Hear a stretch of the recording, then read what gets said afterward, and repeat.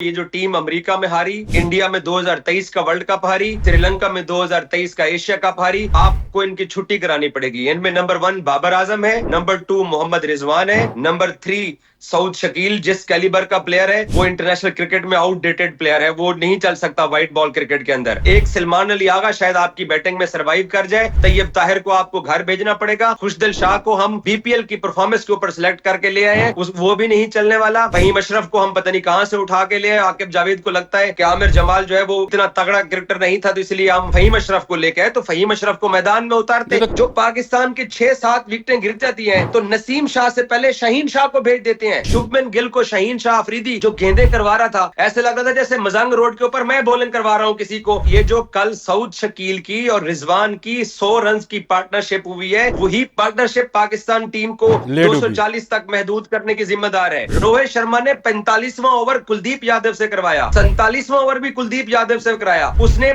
आखिरी power play के अंदर एक ओवर मोहम्मद शामी से कराया, उसको 2 छक्के लगे, और 2 ओवर हशरत राना से कराए। और ये जो जिस इंडियन टीम से आप कल मैच हारे हो, ये तो आउट ऑफ फॉर्म टीम थी। इस टीम के सामने हमने वही 80s 90s की 240 रन करके हमने ये सोचा कि हम जो है वो मैच जीत जाएंगे। सोचा था क्या क्या हो गया, क्या हो गया, ये नहीं सोचा था जो हो गया।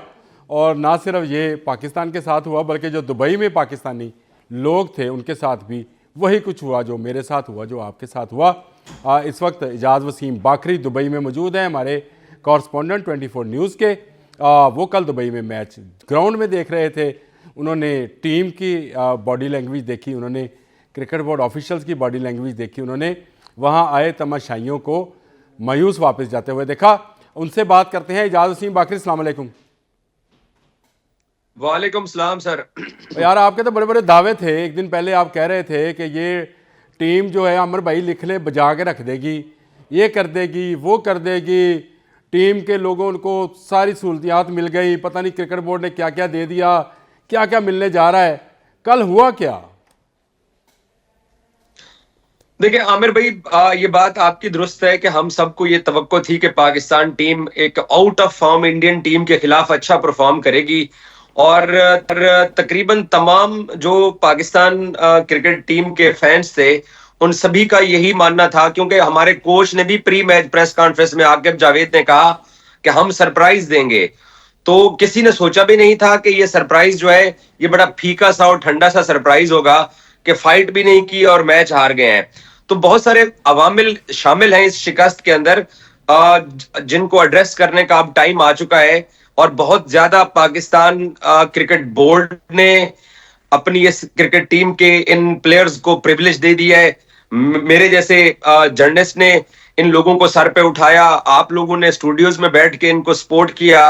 सो अब जो है वो जो सर्जरी तो अमेरिका वाले वर्ल्ड कप में वो तो टल गई इनकी, क्योंकि चेयरमैन पीसीबी ने, मुझे याद है कि इनको एक और मौका दिया था। अब ये सर्जरी से भी मसला हल होने वाला नहीं है, अब बड़ा ऑपरेशन होगा तो तभी पाकिस्तान क्रिकेट सुधर सकती है। और उस बड़े ऑपरेशन के लिए अब हमें एज ए क्रिकेट फैन तैयार रहना पड़ेगा, क्योंकि उसके लिए आपको 6 महीने 1 साल तक मुश्किलात होंगी। हमें अब जूनियर प्लेयर्स के साथ जाना पड़ेगा, और मेरी खबर भी यही है कि पाकिस्तान क्रिकेट बोर्ड की जो मैनेजमेंट है इस वक्त उनके लिए सबसे बड़ा जो चैलेंज है वो है चैंपियंस ट्रॉफी को पाकिस्तान के अंदर सक्सेसफुल करना, क्योंकि पाकिस्तान में इस वक्त 7 टीमें बैठी हुई हैं और उन टीमों की सिक्योरिटी, इंतजामात, इवेंट को कामयाब बनाना, उस तरफ फोकस है पीसीबी के टॉप मैनेजमेंट का। लेकिन जो पाकिस्तान ने 11 मार्च को चैंपियंस ट्रॉफी का फाइनल है, 9 मार्च को और 11 मार्च को पाकिस्तान ने न्यूजीलैंड का ट्रेवल करना है। तो उसमें आप ये जो हमारे स्टार्स जिनको मैं और आप कांधों पे लिए फिर रहे हैं, ये आप पाकिस्तान क्रिकेट में कम से कम आपको ठहर जा लालवा, और ठहर जा, कंधे तो कांधों से उतार दूं भाई, मैं उतार दूं। जिनको मैं कंधों पे उठाए फिरता था उन्होंने मुझे 4 कंधों पे उठा के दफन करने का इंतजाम कर दिया। पूरी पाकिस्तान की कौम जो है बाखरी इस वक्त गुस्से में है, और वो कहती है कि ये सिर्फ ये कह देना कि एहतसाब होगा चैंपियंस ट्रॉफी के बाद होगा, इनकाद हो रहा है चैंपियंस ट्रॉफी का, ये काफ़ी नहीं है। वो बड़ा ऑपरेशन 10 बड़ा ऑपरेशन वो किए। क्या आकिब जावेद बचा पाएगा अपनी सीट? क्या सिलेक्टर्स भी अपनी जगह पे रहेंगे, या सिर्फ प्लेयर्स पे छुरा चलाया जाएगा? देखें, सबसे पहले तो मैं इस हक में नहीं हूं कि आप आकिब को घर भेज दें। अगर आकिब को आपने कंटिन्यू कराना है तो एज ए कोच कंटिन्यू कराएं। सिलेक्शन में आकिब का किरदार नहीं होना चाहिए, नंबर एक। नंबर दो, जो पाकिस्तान क्रिकेट बोर्ड ने कुछ अर्सा पहले एक पॉलिसी इख्तियार की थी कि कोच और कप्तान सिलेक्शन कमेटी के मेंबर नहीं होंगे, हमें इन दोनों को सेपरेट करना पड़ेगा सिलेक्शन कमेटी से। और सिलेक्शन कमेटी जो पाकिस्तान क्रिकेट बोर्ड की चल रही है, जिसमें असद शफीक, अजहर अली और हसन चीमा साहब है। हसन चीमा साहब को ना आप जानते होंगे, कम से कम मैं जानता हूं कि वो पाकिस्तान सुपर लीग की टीम के साथ रहे हैं और उनका काम वो प्लेयर्स के ना स्टैट्स इकट्ठे करना है, और वो स्टैट्स की बुनियाद के ऊपर हमने अपनी टीम सिलेक्ट करते हैं। तो सिलेक्शन कमेटी को भी घर भेजने का इसलिए जरूरी है और इसलिए ये होना चाहिए, उसके पीछे मैं आपको एक बड़ी अहम वजह बताता हूं। वो वजह ये है कि जिस दिन पाकिस्तान क्रिकेट बोर्ड ने कजाफी स्टेडियम की ओपनिंग करनी थी, उससे एक दिन पहले चेयरमैन पीसीबी ने 1500 वर्कर को खाना दिया था लाहौर के साइकिलिंग वेलोड्रोम के अंदर। वेलोड्रोम साइकिलिंग में प्लेयर्स को वर्कर्स को खाना देने के बाद चेयरमैन पीसीबी पहुंचे थे नेशनल क्रिकेट एकेडमी। वहां पर लाहौर की स्पोर्ट्स रिपोर्टर एसोसिएशन सजाल के ओहदेदारों की हलफ बर्दारी थी। उस हलफ बर्दारी में 1.5-2 घंटे तक चेयरमैन पीसी बैठे रहे, और अंदर पीसीबी के एडमन ब्लॉक के अंदर सिलेक्शन कमेटी की चेयरमैन ने मीटिंग बुलाई थी, और इसलिए बुलाई थी कि कल आईसीसी को हमने फुल स्क्वाड देना है, तो जो आपने एहतियात करनी है, जो तब्दीलियां करनी है, वो कर लीजिए। रिजवान वर्कर्स के खाने पे आया हुआ था, बाकी जो सिलेक्शन कमेटी के मेंबर्स थे उनको वहां तलब किया गया, और चेयरमैन बाहर तकरीबन कुछ 40 सहाफियों के साथ बैठे रहे। अंदर मीटिंग होती रही सिलेक्शन कमेटी की। ऑप्शन ये थे कि सुफियान मुकीम को ऐड करना है या नहीं करना, या फखर के साथ एक और हमें रेगुलर ओपनर लेना या नहीं लेना। तकरीबन 1 घंटे की मीटिंग के बाद आकिब जावेद साहब, रिजवान साहब और बाकी सब लोग निकले।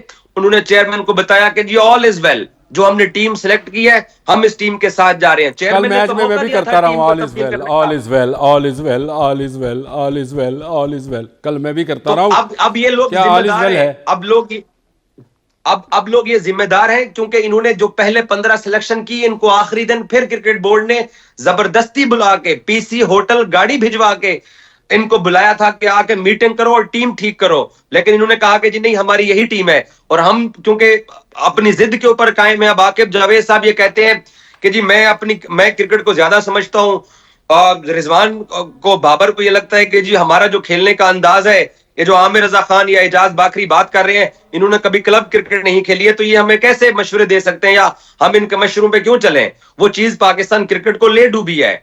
और देखिए बड़ा आसान है कि आप टॉप मैनेजमेंट के ऊपर तनकीद करें। मैं जानता हूं अंदर की बात कि पाकिस्तान क्रिकेट बोर्ड ने आकिब जावेद को यह पावर दी थी कि आप अपनी मर्जी के फैसले कीजिए, और आप वो फैसले कीजिए जिससे पाकिस्तान क्रिकेट टीम को कामयाबी मिले। और ये जो जिस इंडियन टीम से आप कल मैच हारे हो, ये तो आउट ऑफ फॉर्म टीम थी। इस टीम के सामने हमने वही 80s 90s की 240 रन करके हमने ये सोचा कि हम जो है वो मैच जीत जाएंगे। कल पोस्ट मैच में रिजवान ने ये बात कही कि हमने जो मीटिंग की उसमें हमने टारगेट ही 280 का रखा था। जब टीम टारगेट ही 280 का रखेगी तो वो 240 पे अगर आउट होती है, इसका मतलब है उन्होंने अपना टारगेट अचीव कर लिया। आमिर भाई, ये जो कल सऊद शकील की और रिजवान की 100 रन की पार्टनरशिप हुई है, वही पार्टनरशिप पाकिस्तान टीम को 240 तक महदूद करने की जिम्मेदार है। उसकी वजह यह है कि ये दोनों हजरात, सऊद शकील पाकिस्तान के नायब कप्तान रहे हैं, ये दोनों हजरात खुद 3.5 की औसत से स्कोर कर रहे हैं। खुद दोनों हजरात 3.5 की औसत से स्कोर कर रहे हैं। तकरीबन 100 से ज्यादा डॉट बॉल खेली हैं, और तवक्को ये कर रहे हैं कि हमारे बाद में आने वाले 8 या 9 की औसत से स्कोर करेंगे।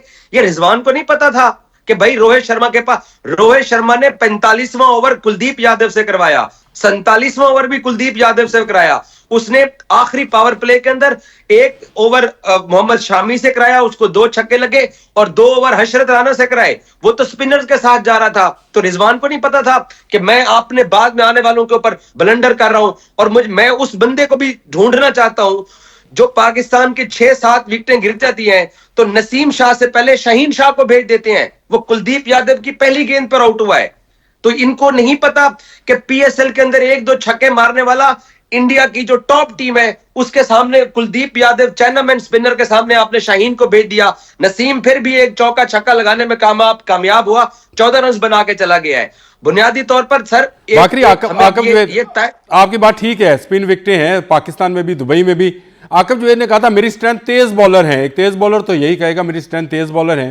तो क्या ये एक नुकसान नहीं था कि हमने एक स्पिनर कम खिलाया कल? सर जी हमारे पास ऑप्शन ही कोई नहीं था। हमारे बेंच के ऊपर हसनैन बैठा हुआ था, या कामरान गुलाम बैठा हुआ था, या उस्मान खान बैठा हुआ था। हम किसको खिलाते? हमने जो टीम सिलेक्ट की है हमने इन्हिसारी सिर्फ इब्रार अहमद पे किया है। और ये पूरी पाकिस्तानी कौम को ये बताने की कोशिश की जाती रही है सिलेक्शन कमेटी और टीम इंतजामिया की तरफ से कि हमारी फास्ट बॉलिंग स्ट्रेंथ है और हम फास्ट बॉलिंग का सुन लें। विराट कोहली आज से 2 महीने पहले ऑस्ट्रेलिया के अंदर 5 टेस्ट मैचेस खेला और उन 5 टेस्ट मैचेस की 10 इनिंग्स के अंदर वो 5th स्टंप के ऊपर ऑफ साइड के ऊपर उसने एज दे के कैचेस करवाए। वो इतना आउट ऑफ फॉर्म था। हमने विराट कोहली को 5th स्टंप के ऊपर कोई गेंद ही नहीं की। और शुभमन गिल को शाहीन शाह अफरीदी जो गेंदें करवा रहा था, ऐसे लग रहा था जैसे मजंग रोड के ऊपर मैं बॉलिंग करवा रहा हूं किसी को, बिल्कुल उसको मुंह में देख के, और वो क्लासिक शॉट्स देखने वालों को नहीं पता, लेकिन मुझे तेरी बॉलिंग का पता है। मैं तुम्हें एक बात और बता दूं बाकरी, मुझे ये बता जो वड्डा ऑपरेशन होना सी उसमें अब कौन कौन से प्लेयर्स जाएंगे? कोई प्लेयर्स के नाम, कप्तान जाएगा, शाहीन जाएगा, टीटी जाएगा कि नहीं? टीटी वो वाली नहीं, ये वाला टीटी ताहिर ये जाएगा नहीं जाएगा? देखिए पाकिस्तान क्रिकेट टीम का माइंडसेट तब्दील करने का सिर्फ एक ही तरीका है, वो ये है कि आपको ये जो टीम अमेरिका में हारी, जो टीम इंडिया में 2023 का वर्ल्ड कप हारी, श्रीलंका में 2023 का एशिया कप हारी, आपको इनकी छुट्टी करानी पड़ेगी। इनमें नंबर 1 बाबर आजम है, नंबर 2 मोहम्मद रिजवान है, नंबर 3 सऊद शकील जिस कैलिबर का प्लेयर है वो इंटरनेशनल क्रिकेट में आउटडेटेड प्लेयर है, वो नहीं चल सकता व्हाइट बॉल क्रिकेट के अंदर। एक सलमान अली आगा शायद आपकी बैटिंग में सरवाइव कर जाए। तैयब ताहिर को आपको घर भेजना पड़ेगा। खुशदिल शाह को हम बीपीएल की परफॉर्मेंस के ऊपर सिलेक्ट करके ले आए हैं, वो भी नहीं चलने वाला।